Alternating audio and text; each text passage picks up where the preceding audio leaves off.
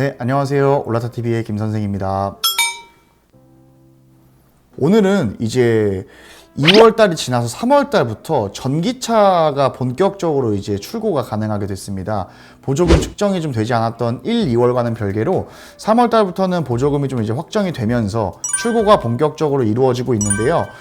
그럼 전기차를 지금 고려하시는 분들, 그리고 이제 고민하고 계시는 분들을 위해서 오늘 주제는 기아자동차의 EV6 차량을 준비를 했습니다. 기아자동차 전기차로는 EV6가 되게 지금 많이 출고가 되고 있으니까 EV6로 진행을 하면 좋겠다라는 생각이 들더라고요. 그 이유는 제가 뒤에 가서 한번 다시 말씀드리도록 하겠습니다. 저희는 오늘의 주제인 EV6 차량을 할 거고요. 견적 내기를 들어가기 앞서서 전기차는 여러분들 차량가가 굉장히 높습니다. 보편적으로 봤을 때 5천만 원 이상을 하고 있는 차량들이 많이 있고 옵션이나 등급에 따라서 6천만 원 이상까지도 들어가게 되는데요. 전기차는 우리가 보조금을 받잖아요. 이제 환경보조금, 지자체 보조금 해가지고 받게 되는데 이게 작년 기준보다는 확실히 조금 줄어든 모습을 볼 수가 있습니다. 하지만 제가 오늘 안내드릴 부분들은 일반적으로 전기차를 구매하시는 분들과는 별개로 리스나 렌트를 이용해서 구매를 하셨을 때 어떤 혜택이 있는지, 또 어떤 점이 다른지에 대한 부분을 좀 안내 드리려고 합니다. 트림 선택부터 시작해가지고 비교해서 비교 탭 보시면 금액이 종류별로 나와 있어요. 스탠다드 라이트부터 시작을 해서 에어, 어스, 롱레인지, 라이트, 에어, 어스 이렇게 되어 있고요. 탑 1, 2, 3 해가지고 가장 많이 판매되는 모델은 롱레인지 어스 모델이 될 수 있습니다. 하지만 제가 오늘 안내 드릴 모델은 롱레인지가 아닌 스탠다드 모드에서 차량을 준비를 했습니다. 이유는 제가 다시 한번 뒤에서 설명을 드리도록 하겠습니다. 일단 스탠다드 어스 등급 같은 경우에는 5,788만 원의 차량가를 가지고 있는데요. 컬러는 화이트 펄, 매트 그레이, 글래시어, 런웨이 레드 다양하게 있는데요. 저는 아무래도 가장 인기가 많은 화이트 모델로 진행하시는 거를 추천드리고 선택을 해보도록 하겠습니다. 액세서리는 따로 선택할 게 없는데 기본적으로 상세 옵션에서 저희가 이제 하이테크라든지 와이드 썬루프 같은 걸 추가해 주시는 분들 많이 계세요.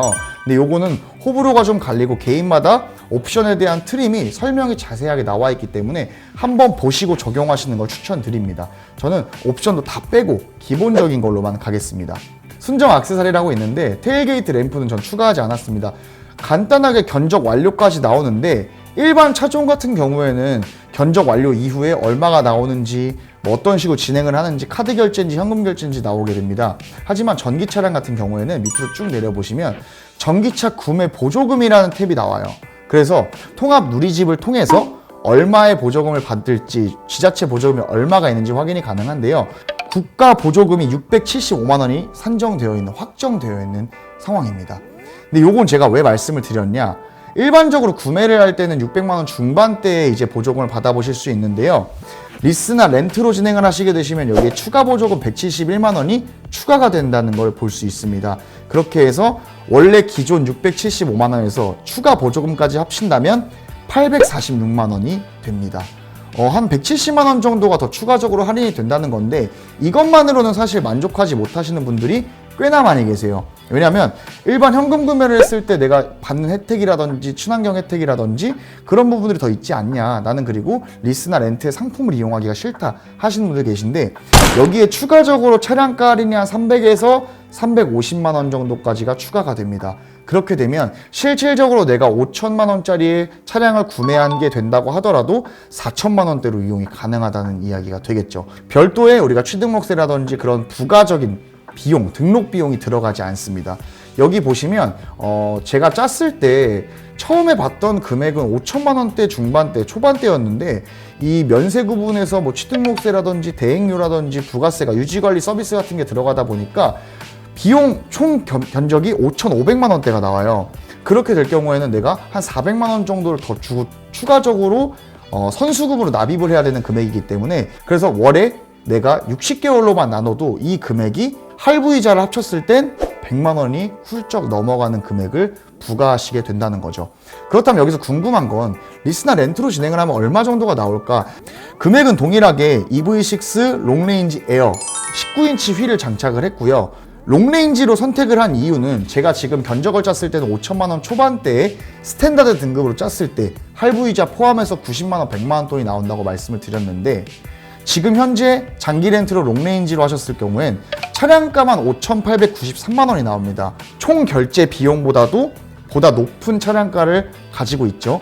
요 금액이 일반 금액, 렌트로 진행했을 때 달 렌탈료가 59만 원대로 잘린다는 점. 금액 자체가 일반적인 할부랑 비교했을 때만 보더라도 30만 원 이상 차이가 나기 때문에 그에 따른 거는 뭐 보조금에 대한 측면도 있을 것이고 차량 자체 할인도 있을 것이고 장기 렌트사에서 일단 전기차를 지금 현재 많이 밀고 있는 상황이기 때문에 보시면 희입자로 된 번호판이 굉장히 많은 걸 알 수 있어요, 도로에. 여기서 짰을 땐 스탠다드로 짰고 제가 지금 말씀드린 건 롱레인지 기준인데 과연 그 투 차이가 뭐가 있느냐. 전기차는 충전을 해야 된다는 번거로움이 있습니다. 뭐 집에 충전소가 있으신 분들도 계시고 우리가 주유소에서 기름을 넣는 것처럼 뭐 5분에서 10분 정도가 걸리는 게 아니라 보통 3시간에서 5시간까지 그리고 급속 충전을 하더라도 비싼 금액에 뭐 1시간, 1시간 반 정도를 투자를 해야 되기 때문에 이 충전에 대한 리스크를 달고 다닐 수밖에 없거든요. 스탠다드 기준으로 EV6 같은 경우에는 370km, 완충 시 370km 정도 간다고 하는데 보통 전기차 이용해 보신 분들이나 옆에서 들어보신 분들 많이 알고 계실 거예요. 겨울철에 히터 틀고 여름철에 에어컨 틀면 이 주행 가는 거리가 굉장히 짧아집니다. 그래서 스탠다드 기준으로는 300대 초반을 이용할 수 있다고 봐주시면 될 것 같고요. 뭐 300km 정도면은 왔다 갔다 하시면서 한 일주일 정도는 타신다고 하는데 내가 언제 장거리 갈지 모르고 내가 언제 어딜 갈지 모르기 때문에 이런 부분들은 리스크로 작용되기가 쉽습니다. 반면에 롱레인지 같은 경우에는 주행 가는 거리가 475km고요. 100km 정도가 차이가 나지만 전기차로 따지면은 굉장히 큰 차이죠. 지역 하나를 더 돌아갈 수 있고 그만큼이나 차이가 많이 나는데 제가 안내드린 두 차종이 동일한 차종은 아니지만 스탠다드로 진행했을 때 월 90만 원대의 할부 금액을 내느냐 장기 렌트로 진행을 해서 롱레인지에 더 많은 주행거리를 갈 수 있고 차량가 자체도 500만 원, 600만 원 자체가 차이가 나기 때문에 여기를 60만 원 정도의 금액으로 59만 원대로 진행을 할 것인가에 대한 비교는 필수적으로 이루어지는 게 좀 중요하다고 생각을 합니다. 장기 렌트를 이용을 하신다고 해서 고객님들께서 이제 뭐 이거 나중에 추후에 내가 인수까지 바라보고 있는데 이런 생각을 가지신 분들 굉장히 많이 계신데요.